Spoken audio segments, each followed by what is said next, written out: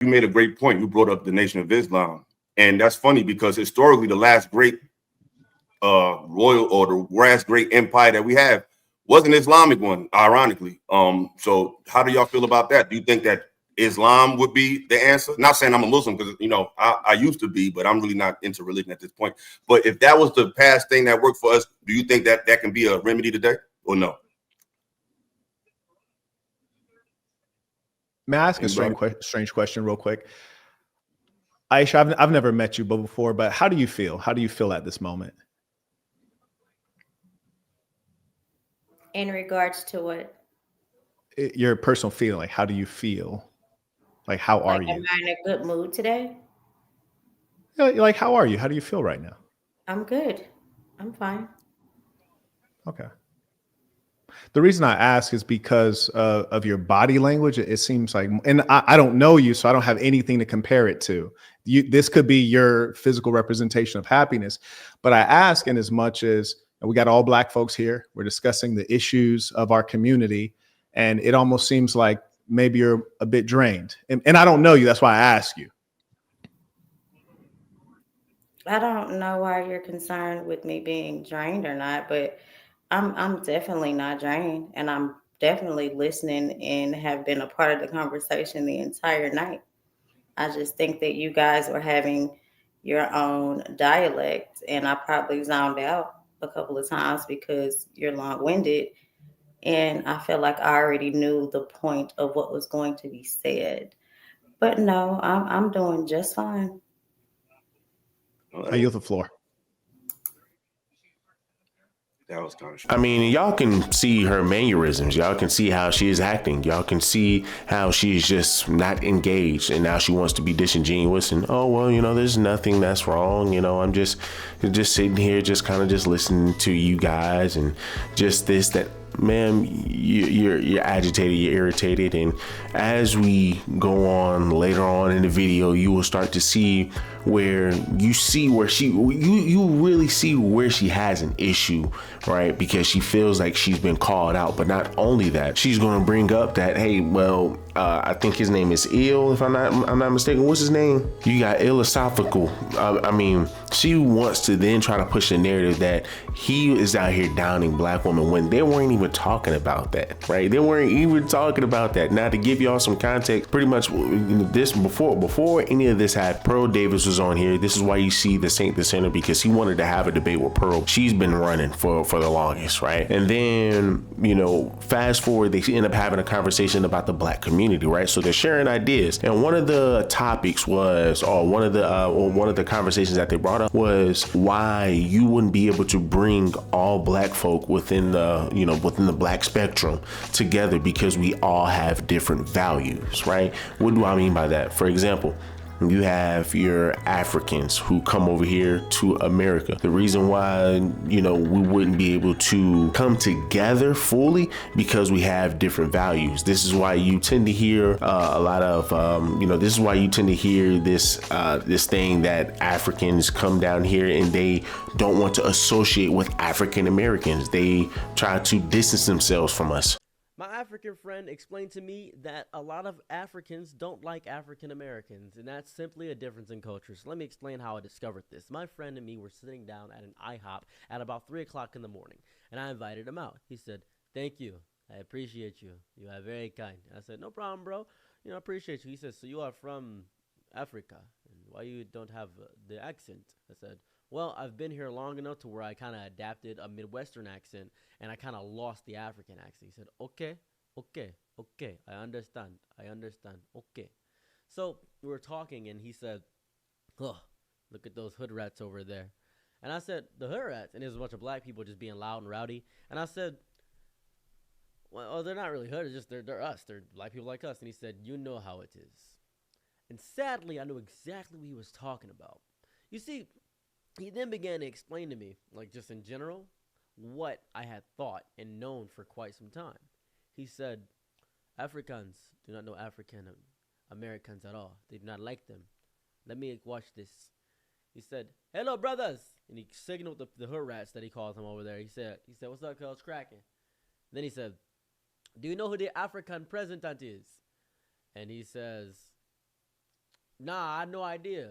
I don't know, Shibuki like, and he like did some clicking noise like, oh that bike like, and he was like, yeah, thank you, brother.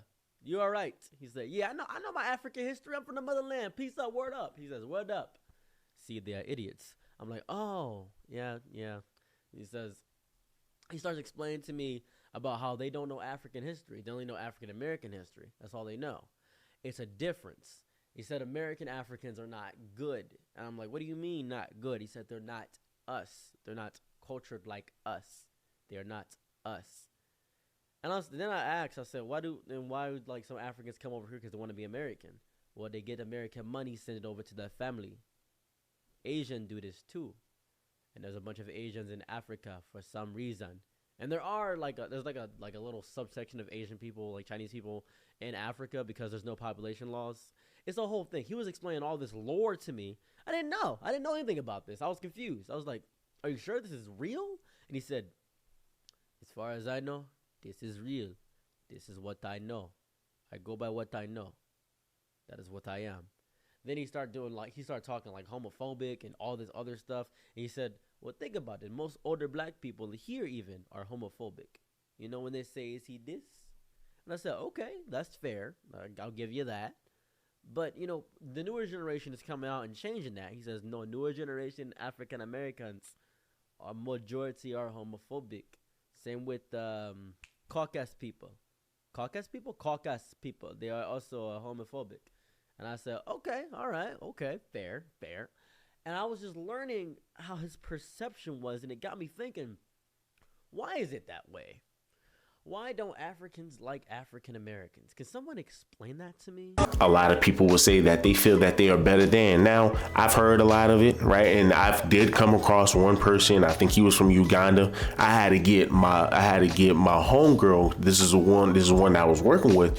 She's Ugandan as well. So he's talking down to me crazy. He's trying to get me out the way, and I'm over here like, sir, I'm just trying to process your products, man. Like, what are we doing? But I mean, you over here trying to rush me, like, dog, you better be glad, you better be glad, man, I'm selling you something. You better be glad I'm selling you something and you're buying something from me. But I ended up having to get her. She came out, oh, I know who he is. They end up talking. They're just like that because, of course, they come from the same place. Now, of course, her, she relates more with the African American culture, right? But she has family out in Uganda. But for the most part, a lot of people come from Africa and they want to distance themselves from African Americans, the African American culture. And why do they do that? Because of different values. They value respect. We don't. Right? You look at how our sisters operate. You look at how a lot of our brothers operate. A lot of those brothers and sisters out there, they don't operate the way our brothers and our sisters operate down here in America. Strange. Go ahead, True. You want to chime in? No, I mean, they laying down pillars. I think that there's a consensus thought, the fact that we do need structure, ideology. I don't know if we need to tie a tag to it, Islamic, Christian. I think that that's where things get a little bit muddy. And I think because we do that now, we're very trying to figure out what maybe be a superior approach. I think that we need to figure out what is most conducive for progress. And it could be as simple as patriarchal structure. It could be as simple as men are leading the charge. It could be as simple as having conversations. What I believe occurs more often than not is the men are not the ones who are so much divided. I think when we start having conversations, we're still battling the women that want to have a different approach to what progress looks like. And when we say, well, this is what we need to do, we'll be told we're not leading correctly. But then when you ask them, why are we not leading correctly? What are you comparing it to? Are you comparing to the fact that you have a job? Are you comparing it to the fact that you have a great FICO score? And then that's where it gets really, really muddy. So I think the conversation needs to happen amongst the families of each other, from an individual level, from the women of the community, to figure out what it is that they want out the deal. Because from an ideological perspective, we need to know where we're headed. Like, having a strategy is great. Conversations are great. Where are we headed? What is the point of gearing up? What is the point of formulating strategies? What is the point of any of it, where are we headed? And I don't know if we can answer that tonight or maybe in the next. True. I can agree to that. It's funny here because we're on this panel. All of us are Black, and I don't think women should lead at all. Just the simple fact that Marquette asked, I believe her name is Aisha, a question, and she said it was long-winded. I zoned out. This would tell you something about the woman's nature, right? You don't lean on the woman. Like they're actually supposed to be a good listener, but they tend to not really do that job good. Wow. You know what I mean? So we don't lean on the woman or have to ask our women for direction and things like that. No, men need to take charge, and we need to lead our women. She's a prime example, right? Prime example. And nothing on you, Aisha. I'm just saying, she didn't. Marquette was speaking very intellectual. He was speaking concise and clear. And for you to tune out and not listen. I was absolutely still bored, and that has nothing to do with my intellectual ability. I'm 2 degrees in. They were going back and forth for about 10 minutes about the same topic, and I felt like it was very redundant. I think the conversation took a left turn and it went from the original topic. So when those 2 gentlemen started conversing amongst each other, in my opinion, it had nothing to do with what we were all speaking on the panel. So my focus just. I'm gonna be honest. To be fair, and even you, Illa, y'all talked about the same thing for about a good 10 minutes. So it wasn't that informative, in my opinion. I'm really not trying to be rude and disrespectful, but I feel like the brothers are trying to start this red pill, blue pill thing, and I just don't even feel like entertaining it because it's just not where I'm at right now. I think the conversation was about Black fatigue, and then we went on to talk about Pearl and all of these things. I think I said this earlier. We all know that we have degenerate classes in society. We know that these things exist, right? We don't have to sit on platforms all day, every day, and discuss those. And to True's defense, like he said, it's time to start talking about solutions and pointing the finger at, oh, well, that's a perfect. And once again, guys, she's going to talk about how she got 2 degrees and all of this.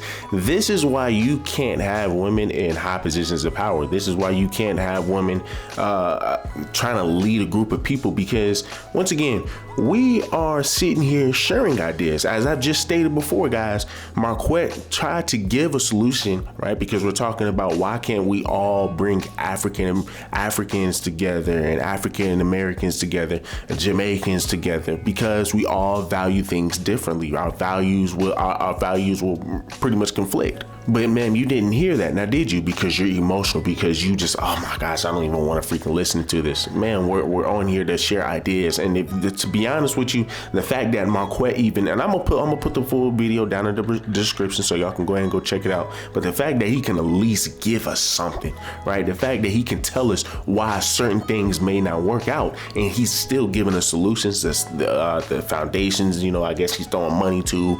The things that I think he said he went overseas, over to like Africa, if I'm not mistaken. Like I said, I'm gonna leave the link down below in the description so y'all can go ahead and check it out yourselves, man, because once again, it was a great panel. But he's giving solutions, and he's telling us what he is doing. But you said all of a sudden, oh well I can't sit here and just listen to this. I just get bored. Ma'am, are you going to do this to your boss? Are you going to do this to your boss when he's lecturing you guys, talking to y'all about the same stuff y'all know that y'all been doing pretty much since day one, since the day you started working? No, you wouldn't. And this is what men are talking about when it comes down to these women. You want to lead, but yet you can't even sit here and just sit down and listen. Your main job is just to sit down and listen. And she's going to end up proving his point even further. She's going to prove Cooley's point even further. How a woman is supposed to listen, but here she's constantly keep cutting people off, and then she runs. We already know she rage quits. She gets upset. She wants to get out of there. Another good example is when you have Tommy Sotomayor, right? Shout out to Fatty and his channel. I'm gonna see if I can put a video. I'm gonna put a link to that video down below in the description. description as well. But you know, we already know how Tommy Sotomayor is, right? This dude, he is sometimes, I mean, he gets animated when he talks, right? And he was responding to a woman who she's over here talking about how a real man is supposed to be, this, that, and the third. And Tommy Sotomayor is just saying that we already know women who talk about what a real man is, generally speaking, are women, man, that you don't even want to deal with, or the same woman, man, that can't even get a man, right? And he is speaking in general, right? Now, of course, if the shoe fits, the shoe fits, right? But she felt attacked. She ended up calling Fatty. Fatty got online, and of course, they went back and forth. But if you just look at how she is just sitting here listening to this man have a conversation and pretty much respond to her, she's just on her iPad like a child. As a matter of fact, black women are so fucking backwards. Think about how many black women y'all have heard say this word. They got a baby by a nigga, and you ask, are y'all getting married? Nah, that's a big step. Hold up.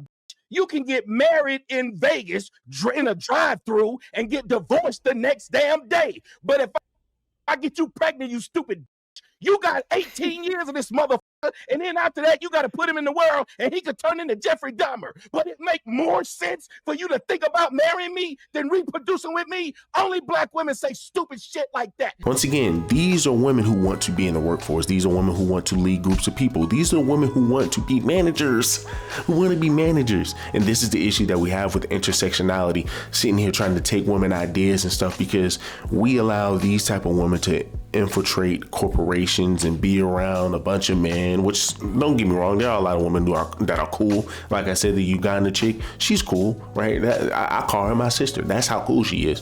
But overall, a lot of your women, they lead with the emotions. And imagine having that as a leader, constantly leading themselves with the emotions. Trash. Let's continue. Example, she didn't listen. I didn't listen because I was bored.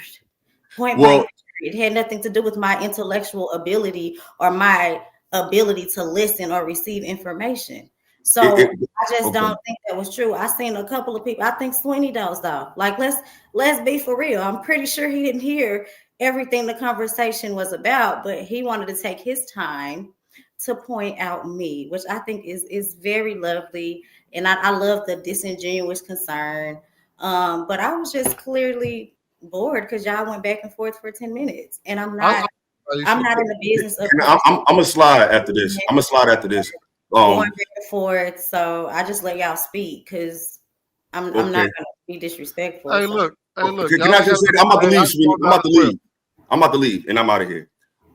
That's unfortunate that you said that, because Marquette was actually breaking down solutions of how we can do that. He gave what he's doing. He gave stats about moving forward. That conversation wasn't even about me. No, what he went into Hold on, was I'll let you talk. strategies in Africa. And as y'all know, I don't care nothing about what's going on over in Africa, Jamaica. Hold on, I'll let you care talk. about what's going on in the Black American community. So I'll let you talk. I'm about to leave. And I'm letting you know, like, why it was. We heard you. We got it. He started talking about solutions here, and then he went across the pond. And no. I'm gonna go after this. First, I know. Okay, but that's what he was talking about. He was actually talking about going home. I was talking about going abroad. So he was keeping it home. Yeah. I was just expanding the conversation, but that's neither here nor there. But the fact that you said, the fact that you said what you said after all of that proved that we have a long way to go, because you just did, and I noticed you did this on the last panel, because we was on the panel last time with Pretty Intellectual. You was bringing up how white men are like us, and then when she left the panel, you had a whole different take. So what I learned about you from that night to tonight is hold on. What I learned about you from last show to this show. Hold on. What I learned about you from what I learned about you from last show to this show is you're a follower. You don't have a mind of your own, and whatever's the flow. Hold on. Whatever's the flow. He don't know me. I'm good on that. But what I'm saying is, you either go with the flow or you're just a contrarian, because that whole conversation, the whole conversation. I mean, you undermining the whole night for real. You're undermining you undermining the whole night. But what I'm saying is, we was having a conversation. We were having a conversation we were having a conversation that was open to the entire panel. The only reason why I would speak because no one was talking. And I think that's kind of why Marquette was speaking. Nobody was speaking in absolutes. Everything that man was saying, and I don't agree with everything Saint and Sinner say, but what he was saying tonight made absolute sense. And it was strictly to you, though. That's your interpretation of what he said. I think you said you had, sweetheart. You just said you had 2 degrees and you're so intelligent, but you're showing nothing but ignorance. You're showing you all night. You've been showing. You've been lacking intelligence. No, I just show passion. It's cool, sweetheart. See, women like you, sweetheart. Men like you who are single, who are not in relationships. You think so? Who sit on these panels and disrespect black women all day. I disrespect black women? Anything to you. I disrespect black women? I didn't listen to you. That's why you mad. You don't have to listen to me. It's not about listening to me. It's your evaluation. Listen to you. I'm not finna keep listening to you babble. You don't have to. It's not about you. That's fine. That's fine. That's fine. You just like to hear yourself talk, sir. No, that's fine, sweetheart. This is why, ladies and gentlemen, this is why we have this is why black women are the most smart. This is why we own houses. This is why we No. You're being mad. You're being crazy right now. But at the end of the day, we was having a productive conversation. I think everybody contributed excellently. Even you. That's why what you're doing right now is mad weird. What are you it doesn't doing? make any sense. It proves that you're just up here to be. All right, I'm not about to argue. You're gonna throw rocks and hide your hands. May I? He literally called me out in front of the May I whole panel. reply? I didn't call you out. Yeah, I got you. Back until I had something. No, to say. you just sounded like now a that I have something to say. You just sounded like a fake smart person. It's cool. That's why you had to bring up your degrees because you're not that intelligent. Now I'm talking to you. Yeah, do that. Oh, she done ran off. Damn it, the clown. I want to note that if we identify together, then we should be able to address one another. Meaning, if I say, True, how are you feeling right now? It's a legitimate question, and we can address one another and deal with the way that we're comporting ourselves. One of the things that I did hear Pearl say that I thought was reasonable, among a lot of things that were unreasonable, she said the attitude. And I have to agree with her. The attitude is sometimes not where it needs to be. With women, black women, it might be negative. And with black males, they might not be very masculine. They mumble when they speak. They don't make strong eye contact. They might not be responsible and timely. We all have our issues, but if we're going to be the leadership class, we should be able to take feedback and give feedback, because the truth of the matter, even if she was bored, and I've been in a lot of lecture halls, I've been in meetings where I've been bored. But one thing out of what's called decorum is that you don't make yourself look like that as an adult. It's a childlike thing to do. And so as a grown man, I asked her, how do you feel? Now, if she said, hey, I'm 9 months pregnant, the baby's about to come out, and I'm feeling tired and having hot flashes. I'm just barely here. I'm like, I understand. I have understanding. But that's why I asked her, how are you? As opposed to saying, hey, the way you look right now, you look disinterested and impolite, and you're misrepresenting yourself. And if we identify as black people, you're misrepresenting black people. So when you hear folks talk about black fatigue, there are undoubtedly ways that we represent ourselves that need to be addressed. And if we don't address it, that's when it gets talked about by all the other ethnicities, and they call it black fatigue. I yield the floor. Guys, just listen to how triggered she gets. Listen to how triggered she gets just off the strength of this man, Marquette, asking a simple question. Ma'am, how are you feeling? Oh, well, you know what? Hey, I'm feeling a little irritated because I think y'all talking about some stuff that doesn't make any sense. Once again, I just gotta ask people, right? And I take that back. I ain't even gotta ask y'all. Let's just be honest here, right? This is the reason why we have the idea and the question, right? This is the reason why people ask women the question. Well, here's the thing. If you can't, be submissive to your man or be submissive to the man that you deal with outside of your corporate world, how are you able to do it to your boss? How are you able to be submissive to your boss? Why are you able to be submissive to your boss? Why are you able to sit here and listen to your boss for 8 hours talk about the same thing that you go over every single day? Because he cut my check. Well, this guy pays your bills. These guys are going to be up here protecting you. These guys are trying to hear you out and listen to your ideas, and you can't even disrespect them, right? And you get triggered because, hey, well dang, all of these brothers are very intellectual, and I'm pretty sure I got more degrees than them, and I can't even compete with them, right? And they all shut you down, man. They all shut you down, and it's sad because this is our sisterhood, man. This is our sisterhood. When they don't want to listen to you, right? When they don't want to listen to you because you're stating facts, they just go ahead and zone out, and that stuff bothers me, because once again, if a man does that to another man, some word is going to be exchanged, bro. They gonna be like, but this nigga, but he of this and he of that, and it's going to get somewhere, man, where it shouldn't go, right? People are going to be regretting some things, but with the women, we allow it to happen because what can you do? What can you do? And this is why we just say, just stay. You don't need to be in no high position of power. Stay in the kitchen. Do me a huge favor, man. Leave me a like, leave me a comment, subscribe to the channel. Till the next one.